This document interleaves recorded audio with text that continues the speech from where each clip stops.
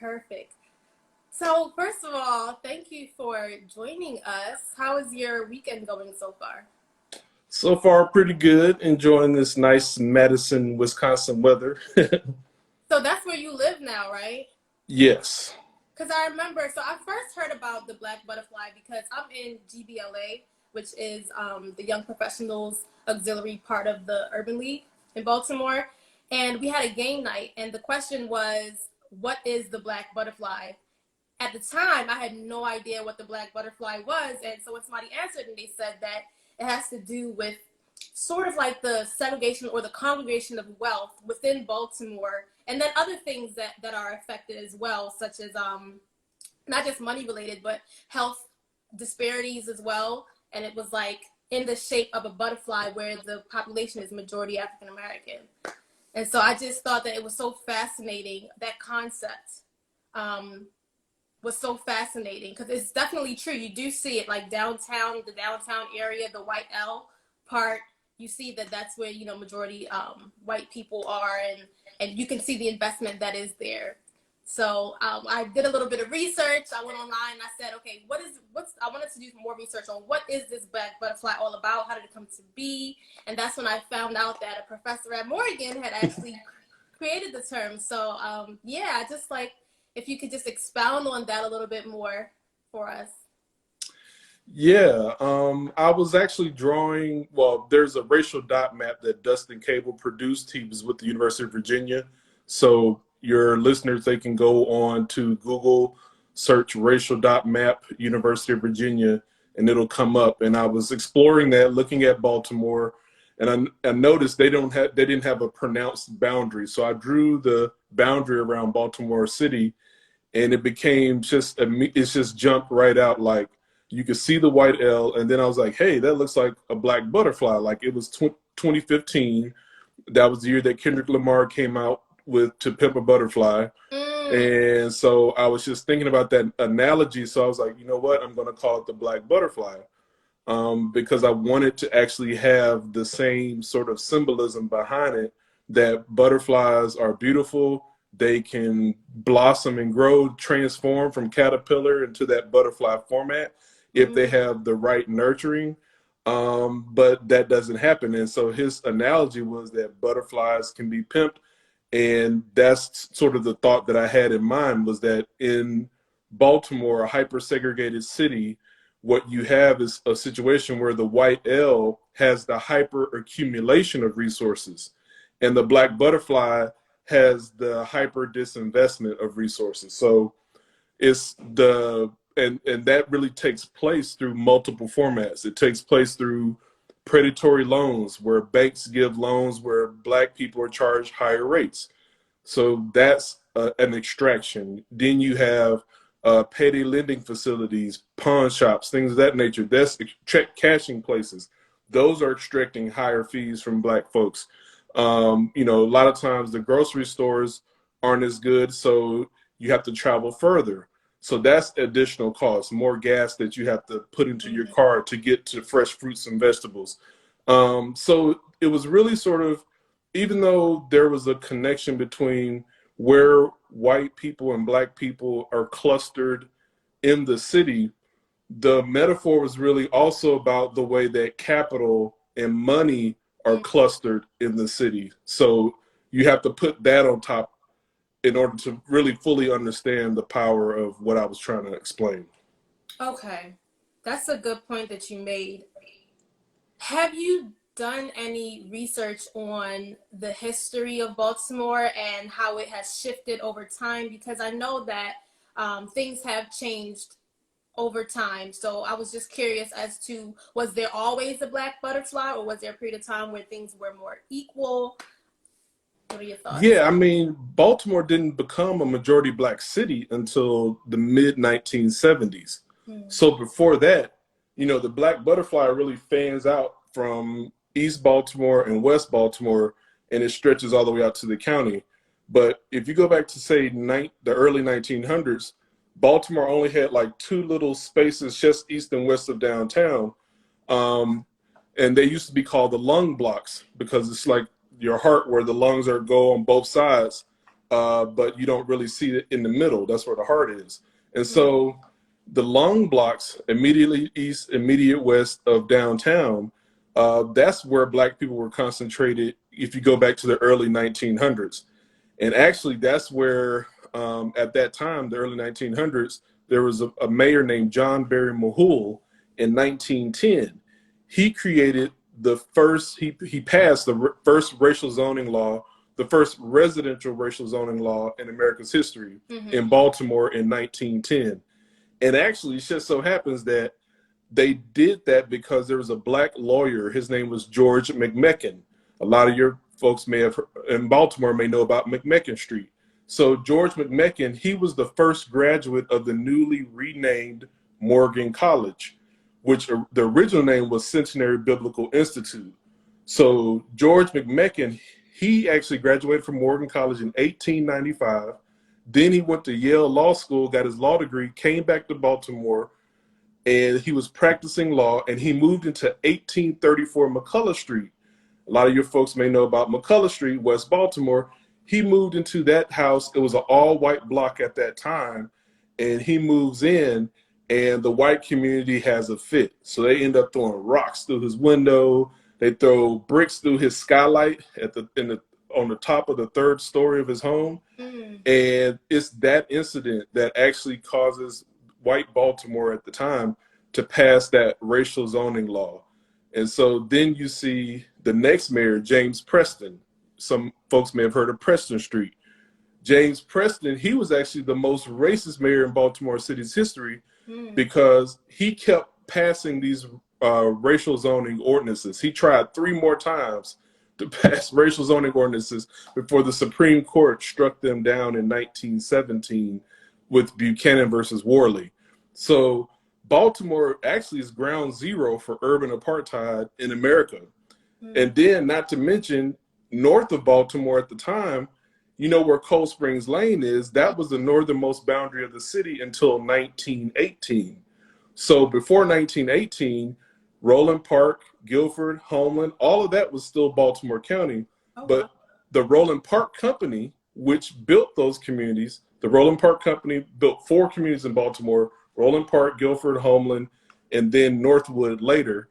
The Roland Park Company, they pioneered community-wide racially restrictive covenants.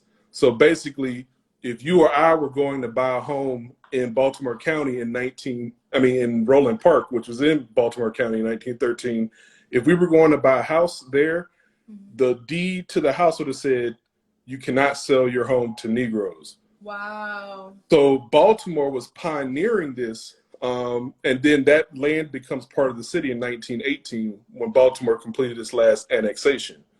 So you have that sort of practice where the Roland Park Company is practicing racially restrictive covenants. And then they had a copycat competitor called the Forest Park Company in West Baltimore. They also used racially restrictive covenants. So you had these developers, they were practicing racism in housing, and then they were copycatting one another to see who could be the most racist. And so the Forest Park Company did it, the Roland Park Company did it, and so that's how you sort of end up with the white L coming down the north and then the middle of the city, and then to the east and west, you see the beginning of the black butterfly, but it isn't until Black people keep moving into the city, and by the 70s and 80s, you can see that butterfly wing really beginning to take shape. Okay. And that's due to the redlining and everything that kind of kept us in those areas. Well, redlining was created, Baltimore's residential security map was drawn by the federal government, an agency called the Homeowners Loan Corporation in 1937. So the period that we were talking about earlier, 1910, 1915, 1917, John Barry Mahul, then James Preston, those mayors, that was actually before redlining.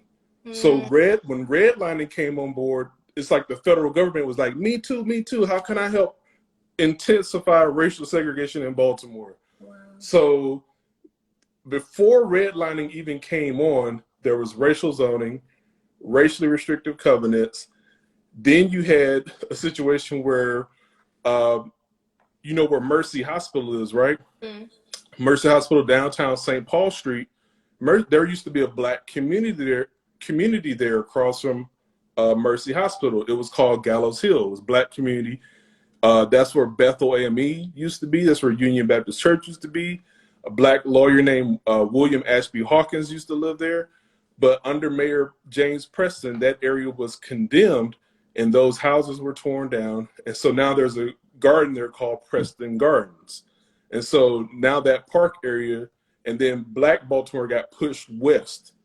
And so what you had was a situation where, and that was because, and here we are with COVID-19, that was because they were afraid of another disease that Black people had at a higher rate called tuberculosis. So you had tuberculosis, typhoid fever, cholera, yellow fever. Those type of diseases were more rampant back then. And the fear was that we got to do something with Negroes, which is what Black people were called at that time. So they had two strategies: either segregate, which was a quarantine Black people into the lung blocks, East and West Baltimore, or clear them out. So if they're in downtown, we got to make sure they're out of here because their areas are, and I did this research in the Baltimore Municipal Journal. You can go to the Sheridan Libraries, which is run by Johns Hopkins in Mount Vernon on Monument Street.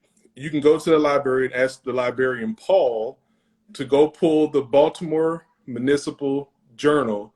And in that journal, 1917, the journal says that they call that area, it was a pest hole. So it was like an infection, basically saying that Black people living there were like pests. And of course, our president would repeat that same kind of language last year with Elijah Cummings when he said Baltimore was a rat and rodent infested mess where no human being would want to live. So that same kind of language that our president used last year to denigrate the late, great Elijah Cummings, that was the same kind of language that was being used in 1917 to justify getting rid of Gallows Hill, that Black community across the street from where Mercy Hospital is today.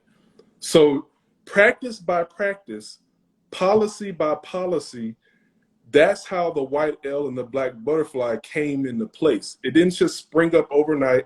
It wasn't like, oops, there's a white L all of a sudden, or oops, there's a black butterfly all of a sudden. No.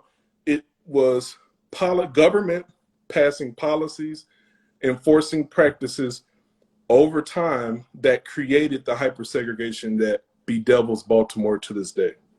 Wow, that's a lot. That's a whole lot. And I didn't know that Baltimore used to be majority white, and then over time the population shifted. And I know you have a book that's coming out next year where you talk a lot about what the solutions you think would be. Can you speak a little bit more about that? Absolutely. To those of us who want to invest in Baltimore and contribute to the African American community that is there, to build on the Black butterfly? Absolutely. I think the reason why I know all of that is that I said earlier is because my book is about it. My book explains this history, because I think a large part of the solution is the city government actually making restitution, making reparations, repairing the damage that the city government itself caused Black neighborhoods. And we have Black leaders who are in government now. And I think that oftentimes they're not attuned to this history of the systems that they now operate. And so I think that we cannot expect Black neighborhoods to magically heal themselves after decade of systemic policies, practices, systems, and budgets. That's what I tell my students: policies, practices, systems, and budgets. If you don't take a look at all of that, and the city doesn't say, look, we actually, as a city of Baltimore, we intentionally pass these policies. So guess what?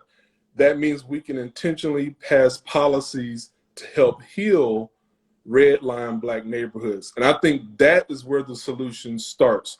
And a lot of people, I think, they look at individuals and want individuals to invest in Baltimore, and that's good. But what people don't realize oftentimes is that private investment follows public allocation. So if you look at the White L, the harbor, the inner harbor, all of that, money that flows into the harbor, Port Covington. Let's use Port Covington as an example. It's a perfect example. Kevin Plank, who is a billionaire who runs Under Armour, the money that he's about to make in Port Covington is going to come after the TIF that was passed in 2016 by the city of Baltimore. And that TIF, tax increment financing, that's when the city sells bonds so that they can raise the money that's needed to actually help address and deal with the infrastructure that's needed, streets, sewer systems, water systems, to create all of that you have to do underground, basically, so that developers can build up above ground. And so Kevin Plank, who's a billionaire, he had a $660 million TIF, bonds that the city is going to issue to pay for that infrastructure so that he can sell the land or keep the land and build up. And then he's going to be able to get rents from businesses or sell that land, and then they're going to build hotels and whatever they build down there. And so they're going to be able to make hundreds of millions of dollars, but that came after. That came after the public investment. Yeah. And so I think that's the 1-2 step that we have to remember to heal Baltimore. The public, our city government, the city government of Baltimore has to actually do its part, because private capital follows public investment. And the problem is the city of Baltimore has not invested itself in Black neighborhoods. And I can prove that if you look at Delegate Stephanie Smith, who is the deputy, one of the deputies in the Baltimore City budget office, in the planning department. And she did a study back in 2017 that showed that the public capital budget, when they broke that down, white neighborhoods were getting about twice as much from the public capital budget than did majority Black neighborhoods. So the city of Baltimore itself was spending more in white neighborhoods, majority white neighborhoods, than it was in majority Black neighborhoods. So again, if you're investing more in white neighborhoods, and like I said earlier, if private dollars follow public investment, then that means the private dollars are flowing to those white neighborhoods because they're getting more public dollars. And so that's where the problem really is. And she did the study that I think illustrated that beautifully, and documented it. So it basically says that kind of public redlining is still going on today. And what comes out of the public capital budget, that's money for schools, the AC that our children don't have, the heat that they don't have in the wintertime. You see the children wearing those coats in the middle of the winter. That comes from your public capital budget. The rec centers that the children don't have, that comes from the public capital budget. Anything dealing with infrastructure comes from that budget. So when you wonder why the infrastructure doesn't look so good in Black neighborhoods, you go look at the public capital budget. The public schools not being fixed up, the rec centers not being fixed up, that comes from the capital budget. So starting again, private investment follows public spending. So if the government of Baltimore City is not spending in Black neighborhoods so that people have good public schools, good rec centers, good parks, it's going to make it hard for the private investor to come in, because they're coming into a raggedy situation that's caused by decades of public disinvestment in those neighborhoods. So that's why I said you got to start with the city government. Okay, so you think that we should really be on a more political wave on trying to get our city officials to do that public investment? Absolutely. You're paying taxes. When I lived there, I know I paid taxes. So our money is going into it. And guess who's not paying taxes? A lot of people and a lot of businesses in the White L. They're not paying taxes because they get tax breaks, historic tax credits, or those TIFs I told you about. And the TIF and a pilot, like a pilot is a payment in lieu of taxes. So Johns Hopkins, a lot of the private universities, Micah, those universities like that, they don't pay the taxes that they should be paying. Like there's a report called Burdening Baltimore that the National Nurses Union put out. And they found that those institutions roughly were supposed to be paying about $120 million or so every year in taxes to the city, but they were only paying 5%, 5 cents on every dollar to pay to meet their tax obligation. But the reason why they were able to pay so little is because they had a pilot, a payment in lieu of taxes. So they could pay the city 5 cents on every dollar, and the city say, all right, you don't have to worry about the other 95 cents. And so that's what I'm saying. These wealthy white institutions, they're not paying the percentage of taxes than compared to a lot of people in the Black Butterfly.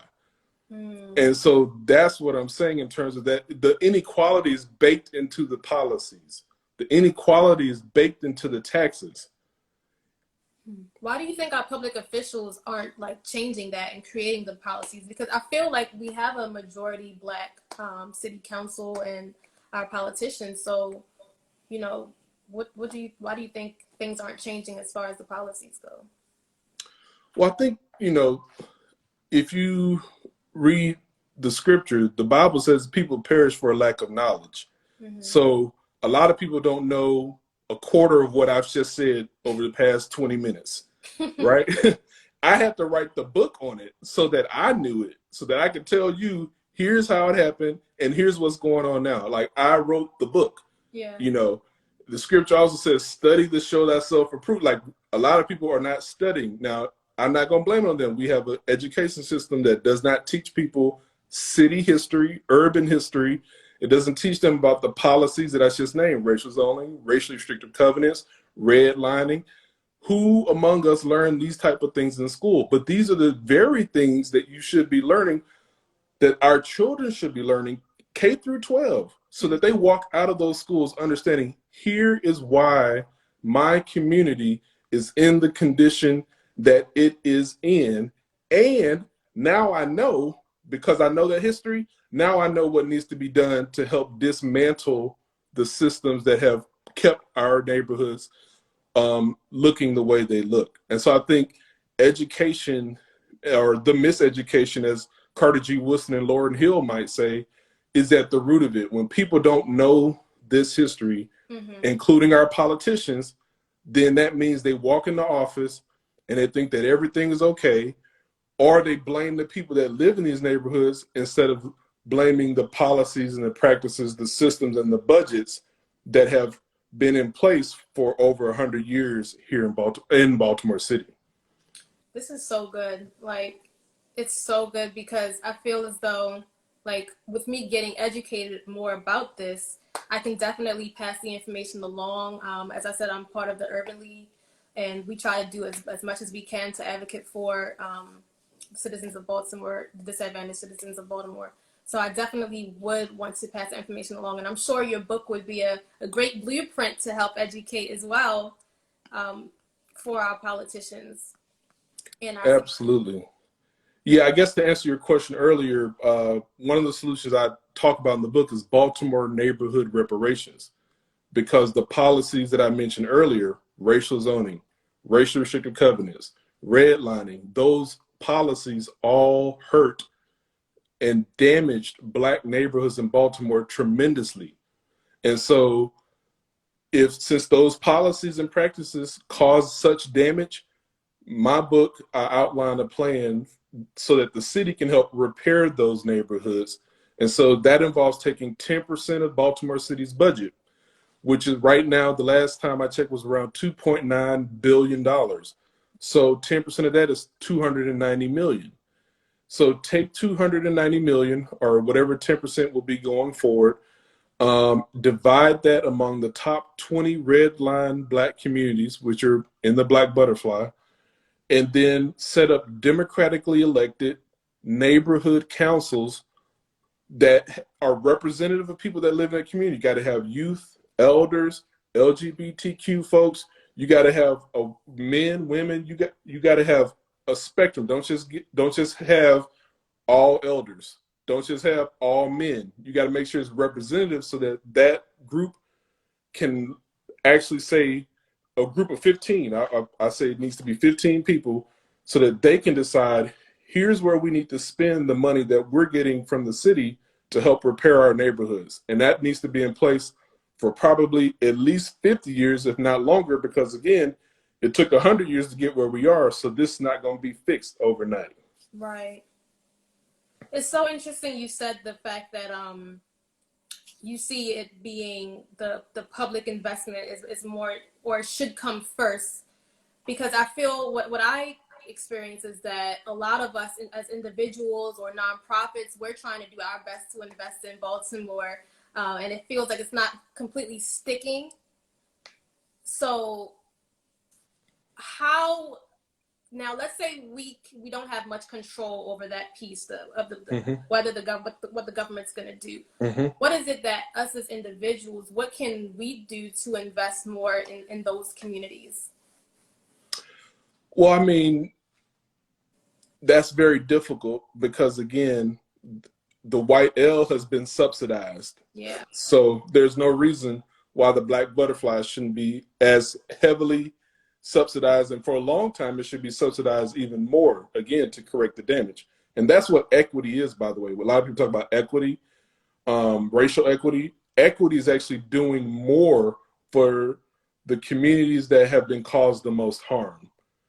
Equality then is not enough, because equality means you're going to spend the same amount with everybody, but that isn't how we got here. We got here because governments and institutions were spending more on the communities that already had more. So equity means you got to turn it the other way around. We got to actually have more spending in the communities that have less to bring them up to par.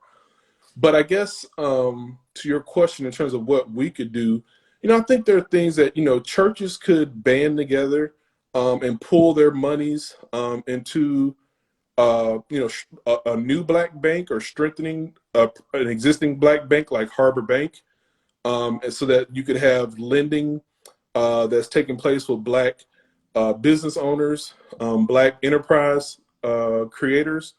They could set up, foreclosure and eviction prevention funds, because a lot of, if we're talking about, building these communities up, you can't have that when people keep getting evicted and people keep having their homes foreclosed on.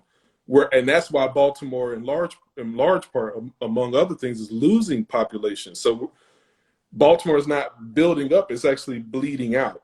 It's losing people, and the population is declining.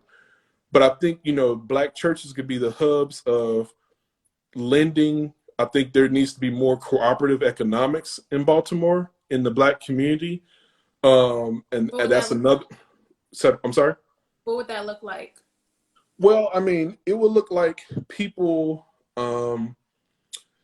first of all, you still need capital. So I actually advocate, I think Harbor Bank should be doing a lot more. They should be using their Community Development Financial Institution, CDFI, funds that they get from banks like Wells Fargo as a part of the Community Reinvestment Act. They should be using dollars like that to help seed cooperatives. And so cooperative, what that would look like is, now it's not just one or two, a husband and wife or partners and, a couple of people getting wealthy. It's actually a community getting wealthy, because a cooperative means that the workers there are also owners. And so that's the way I think we're going to build wealth, not by only focusing on the single or duo team entrepreneur, but actually focus on how do we actually boost wealth for an entire community. And I think by that, I'm talking about community gardens. I'm talking about, then you could use a community garden. Community gardens, I think, are a wonderful place to start, because then you can hire the young people in that community. So that's jobs. You're creating green space, which is better air, helps with your mental health. So that's another benefit. Number 3, you're increasing food supply, healthy food at that. So that's great. Then they could source local restaurants.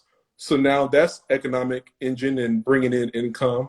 So a community garden. Oh, and then the fifth thing a community garden does is you have more people out and busy. The streets are busy with people who have their eyes on the neighborhood, and so it actually helps reduce crime. Mm. So community gardens to me are like one of the most powerful ways that you can actually turn a community around. And you see great examples of this, whether you're talking about the Tubman House and Brother Eddie Conway and his group that is doing the beautiful gardening across the street from Gilmore Homes, where Freddie Gray was killed. That in West Baltimore, they're doing a great job over there. You could talk about the Filbert Street Community Garden down in South Baltimore, or as my friend and brother Marvin Hayes calls it, the Wakanda South Baltimore. Like that neighborhood and that garden is helping to turn that neighborhood around. And so I think because it can do so many things, and they're doing composting down there too, which means that they're able to take those food scraps and then turn that into what he calls black gold, rich soil that they can use to grow more food and nutrient rich food at that. So and then also if you're disposing of your food scraps through composting, then also what that means is that now you're not putting that in the trash to be burned at the Bresco incinerator. So actually that's a sixth benefit, which means now you're improving public health.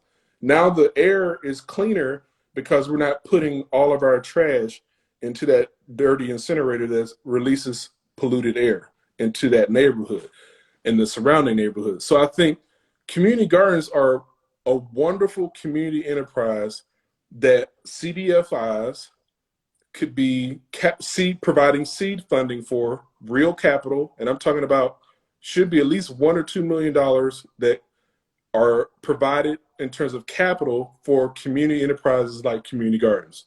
Mm-hmm. Because again, those dollars go very far given all of the benefits that I just named. I just named 6 benefits. So you're getting a big bang for your buck. And I think Filbert Street Community Garden, which to me is probably the most powerful example of what a community garden can do in Baltimore, followed by the Tubman House Garden over there across the street from Gilmore Homes. To me, those models should be replicated. Another example, you could have land trusts that are also provided capital, community land trust. And so you could put a lot of those vacant homes into community land trust. You could put, a lot of homes that people have that they may lose into community land trust. And what will that do? That will help keep the housing affordable so that people can live there, not worry about eviction and foreclosure, be able to contribute to the community like the community garden. And so these are the types of community enterprises where if you had not just investment, because I think investment, people think return on investment, they think profit. Public spending is not about investment. Public spending is about making sure making sure a city has and a neighborhood has what it needs, right? You don't make a profit off a fire department or police or schools. You do that spending because it's what neighborhoods need to thrive. Right. And so that's what has to happen in terms of like when you have good spending along those lines. And I would treat these community enterprises the same way. Community gardens, community land trusts, these are ways that you can build up a solidarity economy. And now your entrepreneurs can really plug in because the community is becoming safer, mental health is improving, you have more eyes on the streets, so crime is going down, you have more people are able to eat healthier food, so they're getting healthier. That's how you turn a community around. You got to pay attention to those type of things, and I think that's when our communities will flourish. Okay. On the topic of entrepreneurs plugging in and solutions, a lot of us see Baltimore as an opportunity for Black people to really invest in some of the dilapidated houses and boarded up homes, Mm-hmm. because we missed out on a lot of the other urban cities, on DC and New Yep. York. We weren't able to completely capitalize on those. So we see Baltimore as, okay, this is our last opportunity where we can actually have an impact here and we can also have a profit and Mm-hmm. really change the trajectory of our families' lives. So what are your thoughts on that and on how we can get Black developers to continue to want to invest in Baltimore? I mean, I think there are some Black developers that I've seen who I think have wanted to and have on a limited level already looked at creating affordable housing. So Mm-hmm. a profit, but not at the expense of displacing people, not gentrification, right? But you know, um, I think you have like Laquita Chansey Smaltimore Homes, she does tiny homes. You got Bree Jones with Parity Homes. She's looking to get a group of young Black folks to actually do something like a cooperative economic model.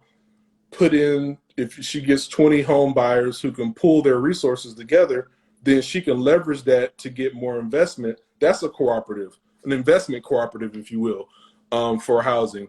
So I like her model. If again, it should be publicly subsidized, just like Kevin Plank's work in Port Covington is publicly subsidized. So she does.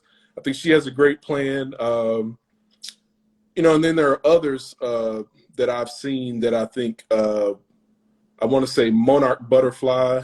There's a sister, uh, Veronica, and I can't remember her last name. She's gonna kill me if she sees this video. I think Veronica Owens, Monarch Butterfly. She rehabs homes and has tremendous expertise, and they're beautiful, gorgeous homes. And I mean the other ones like Bree Jones, hers will also involve rehab of homes in Harlan Park, for instance. Beautiful community that's also suffered a lot of displacement. You have Sarsfield Williams, his Aspire Homes. He created a prototype called the Langston over in West Baltimore. That thing is something else. So it's not like we don't have Black developers, urban planners who have a vision for making Black neighborhoods matter, for making Black neighborhoods thrive, for turning Black neighborhoods into Baltimore's Wakanda. Like, these things can happen. And I argue in my book that they deserve the same public support that we give white developers in the White L, the same public subsidies that EBDI received in East Baltimore, and TRF, I believe, company out of Philly. Some of those companies received subsidies again, TIFs, and all kind of other tax breaks to help redo Middle East Baltimore, just north of Johns Hopkins Medical Campus. And so I think, again, it's not like we don't have the talent. It's not like we don't have the vision. It's not like we don't have the intelligence to pull it off. It's the capital. Black businesses, as we all know, are tremendously undercapitalized. And that's where banks, like we should be, Harbor Bank should be all over this. Again, Harbor Bank, CDFI, Community Development Financial Institution. But I don't think we should put all the onus on Black banks. I think you have majority white banks too that have, again, redlined these communities. They've denied capital. So they have a responsibility too. And I think the city should be enforcing vigorously the 1977 Community Reinvestment Act.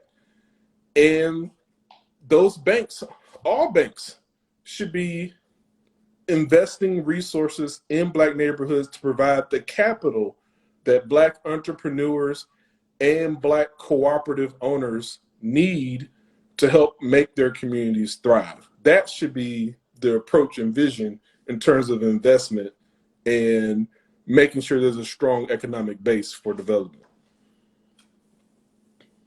It's a lot to digest. It's so complex. That's why I wrote a book. I think they sent the draft to me, or they didn't send me the draft yet, but it said it was like going to be 400 pages. So that's why I wrote it, because it's a lot to take in.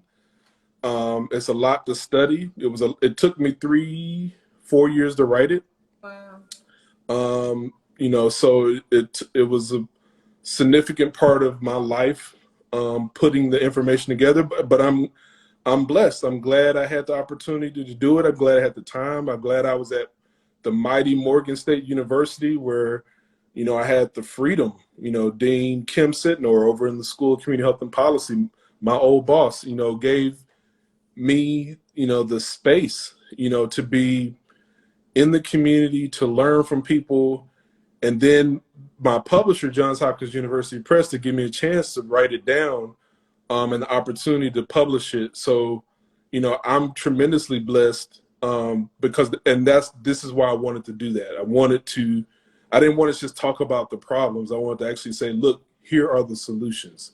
Right. Here's how we can fix it. If it was intentionally done, it could be intentionally undone. Absolutely. Have you heard of Powernomics by Dr. Claude Anderson? I've heard of it, haven't read it yet, but I've heard of it, yes. So I used to think of that as being the blueprint for Black. Well, he actually, the subtitle is the blueprint for Black America, I believe. Mm-hmm, mm-hmm. And so now I feel like we have a more individualized blueprint. Well, we will have a more individualized blueprint when you come out with your book next year. Absolutely. Yeah. If his was Black America, mine was more so like a blueprint for Black neighborhoods, a blueprint for red line Black neighborhoods and hyper segregated cities. Because I feel like if people can see the hope come out of Detroit, Baltimore, Chicago, Cleveland, St. Louis, if we can see hope come out of those places, where there's the most devastation, then there's hope everywhere. If you can turn around Black neighborhoods in Flint, in Saginaw, in Birmingham, if you can turn around neighborhoods and cities like that, then any Black neighborhood anywhere can be redeemed and turned around. Absolutely, I agree. And thank you so much for joining us. With Invest in Baltimore, I'm intending to speak more to like the developers and those boots on the ground that's actually doing the work. But I'm happy that we were able to get a history, because I think that's most important, is being educated on, okay, how did we get here, before we talk about what are the solutions and how we can work towards the solutions. Absolutely. So the history definitely gives us a good foundation to start with. Is there any last thing that you want to leave us with? I guess when you just talked, it reminded me of, city economic entities like the Baltimore Development Corporation, the Greater Baltimore Committee. Like, those are very powerful economic players in the city. In BDC's case, is like a quasi-governmental organization. In the Greater Baltimore Committee's situations, like a quasi external organization, but it's like a shadow government within the city, because that's where the most powerful organizations have people to help determine the economic future of the city. So I guess I would just also leave people with, again, studying. My book, I think, is going to be very powerful for that. But other resources that are out there, really learn city government, learn organizations like the Baltimore Development Corporation, the Greater Baltimore Committee, understand the role that they could be playing. Where do they fit in all of this? That could be a whole nother, interview. But I think if we want to fix our cities so that Black children can thrive, then we're going to have to get real serious about the way our cities run, so that we can make them work for us. Awesome. Where can people find you? I'm here on Instagram at Action Brother Jedi. But I guess you can also email me, ltbrown78@gmail.com. And then my book should come out February 2nd, 2021. Hopefully we're able to travel again, and COVID-19 is on the major decline, because I hope to be in Baltimore that entire week when the book comes out. Very nice. Yeah, I've heard, or I've been reading what you've been posting about how COVID is affecting Baltimore compared to other cities. So that's a whole nother topic and a whole nother situation. But I'm very happy that you were able to join us. And thank you so much once again for agreeing to be on our Instagram Live. Absolutely. Thank you for the invitation. Have a great day. You too. Bye.